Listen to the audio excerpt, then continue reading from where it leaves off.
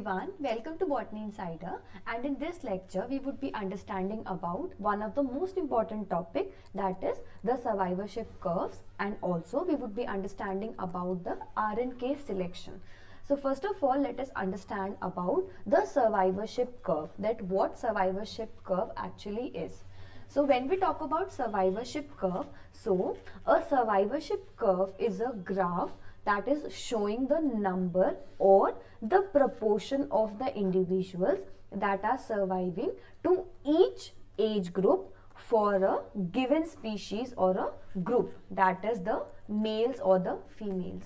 So in survivorship curve, we are actually representing the number of survivors or the proportion of individuals that are surviving in a particular age group when we consider their ages at younger and the older conditions. We would understand this by the help of graph in the subsequent videos, and these graphs are the ones that shows that what fraction of the population survives from one generation to the next. That is, these graphs actually shows that how many people or how many members of the population survive from first generation up to the next generation. This could be first or second, or from third to the fourth, depending upon which generations we are taking into consideration. So let's talk about that at which parameters the population rate mainly depends. So the population rate mainly depends upon these four factors, that is the mortality, the natality, immigration and emigration. So when we talk about mortality, so mortality in simple word means the death rate, and natality in simple word means the birth rate. So mortality means the rate at which there occurs death of individual in a particular population. That rate is measured by the help of the mortality, and natality is the rate at which the death of an organism takes place in a particular community. So when we talk about immigration, so consider this is a community. So when any species enters into this community, so this coming in of the population of a particular type into this existing community, it is known as immigration. And when we talk about emigration means when a particular member or a particular species exit from this population, then that phenomena is known as emigration. So we can remember it, E for emigration and E for exit. And when we talk about immigration, I for immigration and I for inside, or when there occurs a entry of some population or some species into the community. So there are mainly three major type of graph, that is type 1, type 2 and type 3. Type 1 is a convex shaped, type 2 is diagonal shaped and type 3 is concave. Let us understand this by the help of this graph. So this is the complete graph that we are talking about. This is the survivorship curve that we are talking about. So the type 1 is the convex, type 2 is a diagonal one, and type 3 is the one which is concave in nature. So when we talk about, or when we analyze the type 1, we can see that in type 1 initially at the younger age there is high number of people surviving, but as the people get older and as their age increases, there occurs a sharp decline in their numbers of survivors and there occur death at the older age. When we consider about the type 2, which include mainly the birds, so in this case we have the mortality and natality rate almost equivalent, almost similar at each stages of the life. As you can see in the graph that there is a constant decrease or a constant ratio of people surviving in this population. And when we talk about type 3, which is the concave type, so in this case there are mainly the plants. In type 1, the most important example is the humans. In type 2, the example is the birds, and in type 3 we have mainly the plants as the important example. So let us understand about all the three types. So when we talk about the type 1, so in type 1 we have mainly these properties. The first one is that type 1 is Heteroparous, and what it is we'll understand it in the next slide. Type 1 species mainly give more parental care to their young ones, and also the type of curve that they show is the convex one.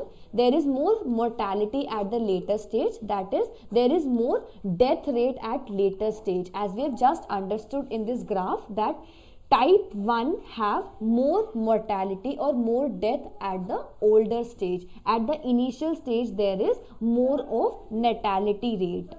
And last thing is that there is many time breeding, that is type 1 species, type 1 members breed many time in their lifetime and give rise to their young ones. And most important example of the type 1 curve is the humans, as we have just discussed. So talking about Heteroparous, so Heteroparous are the organisms that are biologically capable of having offsprings many time over the course of their lives, as we have just studied that type 1 have more or many time breeding in their lifetime. So this is the case of Heteroparous, the organisms that are biologically capable of having many time breeding in the course of their lives in order to produce the young ones. And Heteroparous mainly include all the birds, reptiles, and virtually all the mammals and most of the fishes. It is important to remember that what is Heteroparous and also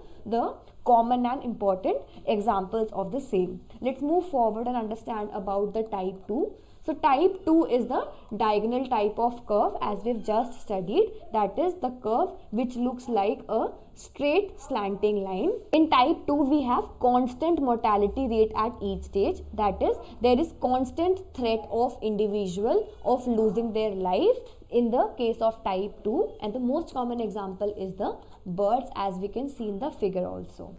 Type 3 survivorship curve is the case in which they have these important properties. First one is the type 3 is Semelparous, and what it is we'll understand it in the next slide.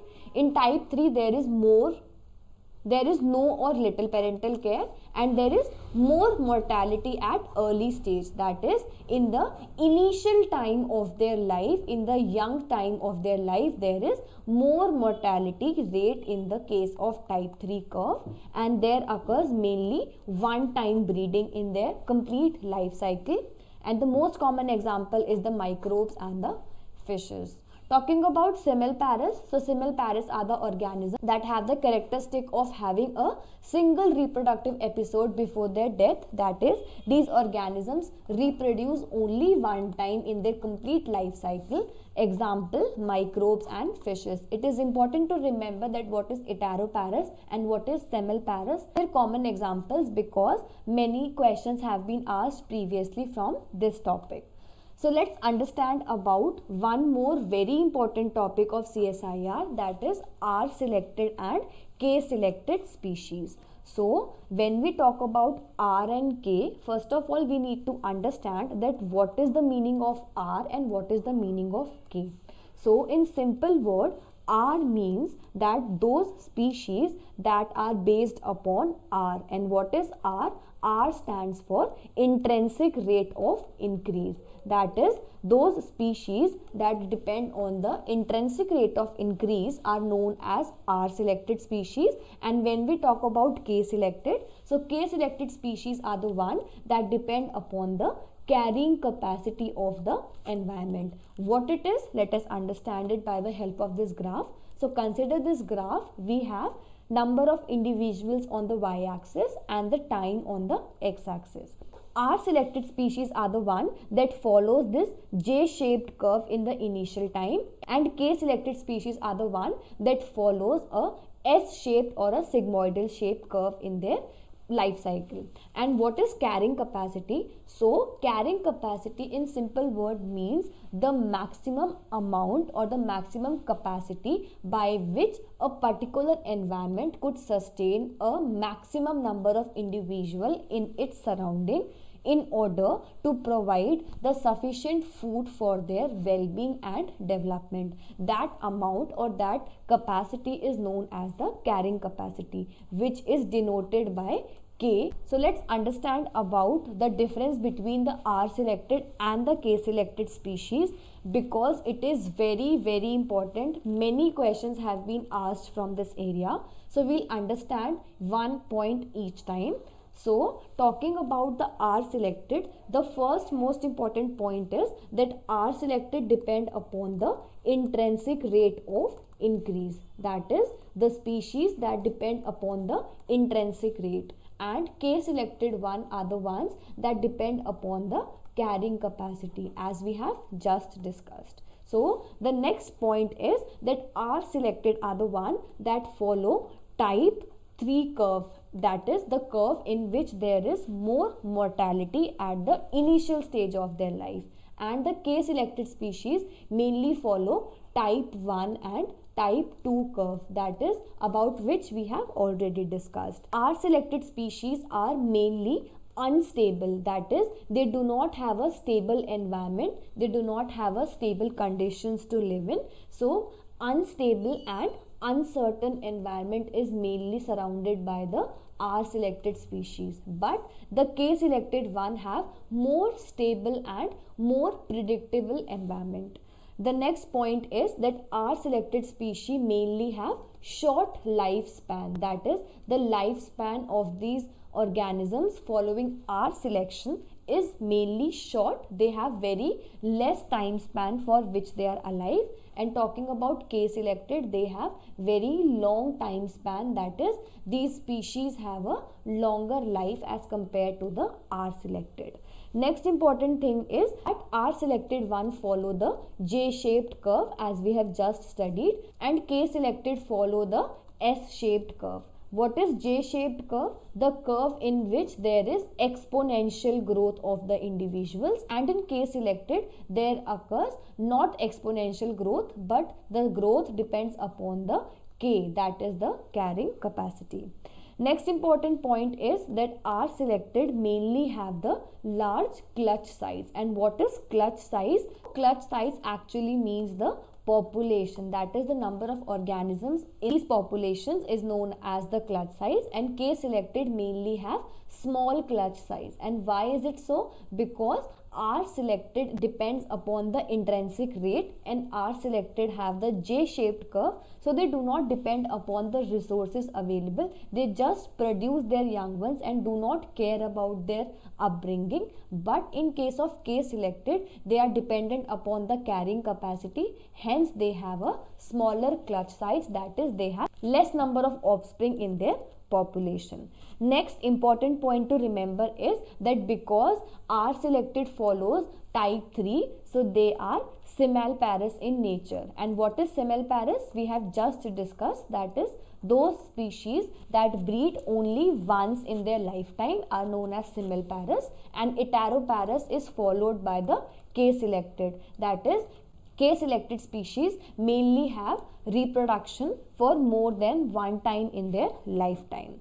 The next important point is that R selected have more fecundity. And what is fecundity? It is very important to remember the term of fecundity. So fecundity mainly means the number of offsprings produced by the female, that is the number of offspring or the number of young ones that a female produces in a single reproduction act. So that is known as fecundity. So R selected have high fecundity and K selected have very low fecundity, that is either 1 or 2 very less number of organisms are produced as a result of a single reproduction act.